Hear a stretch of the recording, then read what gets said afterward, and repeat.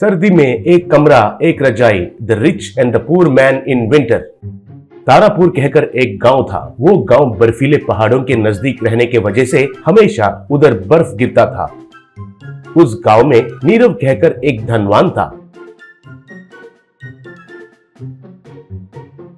उनके परिवार वाले ऐसे बर्फ गिरते समय पर स्वेटर्स, कोट्स सब कुछ डालकर बाहर बर्फ में बहुत मजा करते थे।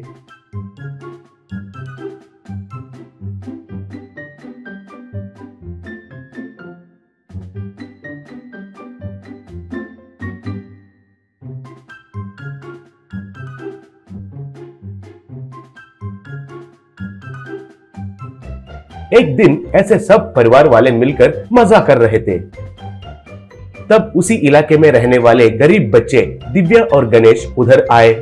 उनको देखकर गणेश से दिव्या, भैया वे लोग तो बर्फ में बहुत एंजॉय कर रहे हैं, लेकिन हमारे घर में क्यों इतनी ठंड लग रही है? पूछी। तब गणेश, बहन वे लोग जो पहनते वे कपड़े तो बहुत महंगे वाले हैं बहन। वे कपड़े बिल्कुल ठंड को अंदर नहीं जाने देता। अगर ठंड नजदीक आने की कोशिश करे तो उनको मार देता है वे कपड़े। कहा। तब दिव्या, भैया हमारे पूरे फैमिली के लिए एक बड़ी सी रजाई होती तो अच्छा होता ना? बोली। ऐसे कुछ दिन बीतने के बाद एक दिन दिव्या का पिता साहू एक बड़ा सा रजाई को उनको घर लेकर आया। वो देखकर सब लोग खुश हो गए। वे सब उनके झोंपड़े के अंदर उसे ओढ़कर अच्छे से सो जाने लगे। ऐसे एक बार दिव्या के परिवार वाले उस रजाई को ओढ़कर बाहर बर्फ में एंजॉय कर रहे थे तो उनको नीरव ने देख लिया।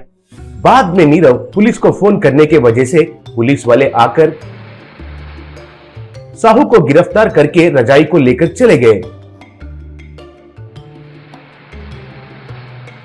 बाद में बेचारा गणेश वालों को कुछ समझ में नहीं आकर नीरव के पास जाकर उनको पिता को छोड़ने के लिए पूछे। तब नीरव, देखिए अगर तुम्हारा पिता चोरी किया होता तो मैं छोड़ दिया होता, लेकिन तुम्हारा पिता हमारे घर में कुछ चीजों के साथ साथ हमारा मैनेजर मिश्रा को उस कंबल में छुपाकर किडनैप किया था। अगर मिश्रा मुझे जल्दी नहीं मिला तो मुझे करोड़ों में नुकसान हो जाएगा। कहा। तब गणेश, अंकल आप देखे बगैर कैसे कह सकते हैं कि मेरे पिता ने किडनैप किया? अगर मेरा पिता चोर होता तो पहले से ही हमारे लिए बहुत सारे रजाइयाँ, बहुत सारे स्वेटर्स और बहुत खिलौने लाते थे और हम जमीन पर नहीं सोते थे। मेरे पिता ऐसे आदमी नहीं है अंकल, बहुत अच्छे इंसान है। कहकर रो रहा था। तब उनको देखकर नीरव सोच में पड़ गया और बच्चों को कार में चढ़ाकर पुलिस स्टेशन लेकर गया।